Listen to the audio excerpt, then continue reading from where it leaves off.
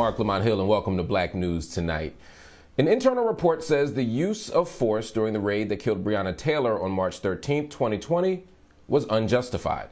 The preliminary report conducted last year by the Louisville Metro Police Department's Professional Standards Unit was only just recently released, and the report determined that none of the officers involved in the shooting should have fired their guns, including Sergeant Jonathan Mattingly, who was shot in the leg by Taylor's boyfriend, Kenneth Walker, who was with her inside the apartment. The investigator preparing the report said the officer serving the warrant should not have returned fire because it put others in danger. Investigating Sergeant Andrew Meyer concluded, and I quote, "There was an obligation by police to only use deadly force against the person presenting an immediate threat. The officers did not safely take the shots, and Ms. Taylor was struck and killed. Additionally, they took a total of 32 shots when the provided circumstances made it unsafe to take a single shot. This is how the wrong person was shot and killed." Against Meyer's recommendation, higher-ranking police officers had cleared Mattingly of any wrongdoing. He'll retire on June 1st, and he's eligible for his full pension, having served the department for more than 20 years. Qualified immunity is the biggest sticking point for the Senate to reach an agreement on a new, robust policing reform. And yesterday, a key Democrat gave some hints that the eventual legislation might end up as, quote, police reform light. President Biden's deadline for the George Floyd Justice and Policing Act is due in 15 days on May 25th. That's the anniversary of George Floyd's murder. And there's a bipartisan team of lawmakers who are working on legislation that will ensure passing the Senate.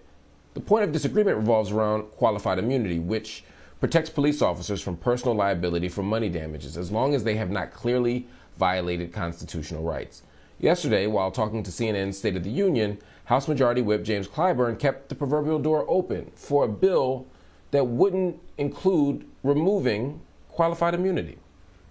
I will never sacrifice good on the altar of perfect. I just won't do that. I know what the perfect bill will be. We have proposed that. I want to see good legislation, and I know that sometimes you have to compromise. But don't want to see us throw out a good bill because we can't get a perfect bill. Removing qualified immunity from the new police reform legislation will surely be criticized by Democrats, most Democrats, as well as civil rights activists for not delivering the level of structural change that they've been calling for. In a reversal of a Trump-era ban, the Biden administration has declared that the federal government will protect gay and transgender people against sex discrimination in healthcare. The Trump administration had defined sex to mean gender assigned at birth, thereby excluding trans people from the law's umbrella of protection.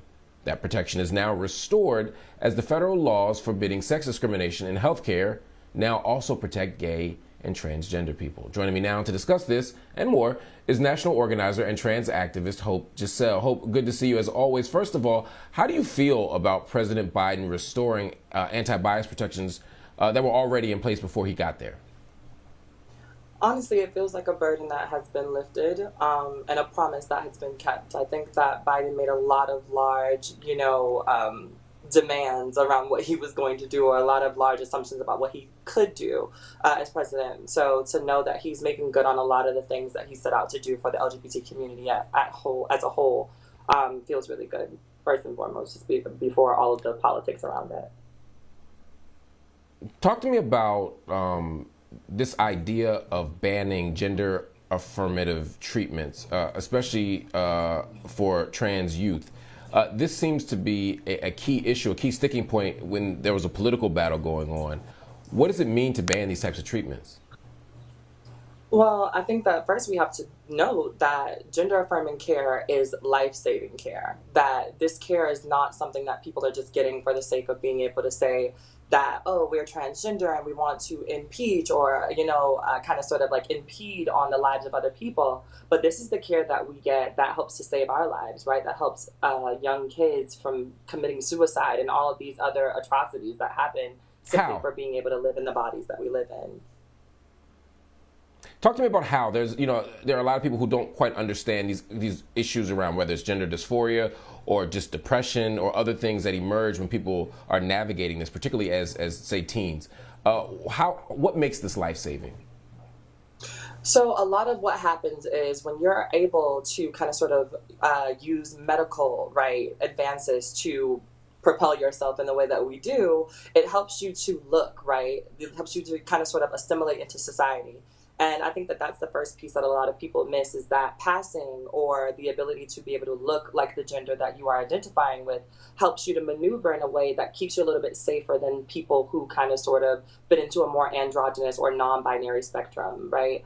Outside of that, I think that it helps and aids in the ability of a lot of like youth or teens to be able to concentrate on things that they should be focusing on as young adults. They shouldn't be focusing on whether or not their gender identity is kind of sort of influencing the way that they learn. They shouldn't be focused on whether or not they have the access to the bathroom, or they shouldn't be focusing on whether or not their chin hairs are coming in, and if that's going to throw off their feminine um, outlook. It should just be about being a kid. It should just be about being a young boy or a young girl, or even a non-binary person who just wants to be able to have the ability to go on hormones, be it estrogen or testosterone, to kind of sort of feel whatever masculine or feminine traits that they think that they would need to ensure that they have a life that doesn't revolve around this idea of not being able to feel safe in the body that you're in. And a lot of people miss that. A lot of people miss the idea that it's really not about the outside world and how most people view you. But when it comes down to the mental toll that it takes, being able to medically transition kind of keeps us safe, because it keeps us safe from having to feel like an outsider in our own bodies. And especially when you're at an age where most people don't feel like they're in control of anything other than their bodies. It's interesting because so many people have misconceptions about gender affirmative treatments. They seem to think that this is something that's imposed upon people, that these are things that are done before it's developmentally or age appropriate. There are lots of misconceptions. How do we clear those things up? I don't think that you can. At this point, we've done the research, we've done the sciences, we've put things out there, we've given people the numbers and the task, and doctors have come and said what they've had to say. And there's always going to be someone that disagrees with that, right? And especially in communities of color where we have been heavily, heavily, heavily influenced by the church, or, the false narratives of what it means to be a man or to be a woman. And so at this point, I think that it's going to be more about focusing on how we can continue to be people, right? That continue to live in society, work in society, contribute to culture, and just allow the folks to realize and see that they're going to have to live, work, eat, sleep, go to school with people of all different understandings of life, right? It's not just about understanding that trans people are people, but it's about understanding that all people who don't live or think or act or eat or behave in the way that you do should still have access to healthcare in the ways that everybody else does, and should still be able to focus and function on things outside of their general appearance or their gender expression. And so I think at this point, the community is over trying to convince people that we're people and we're just about living, and making sure that the laws that are being passed don't prohibit us from doing that. Well, it seems that President Biden's latest moves advance, even if it's just a half a step.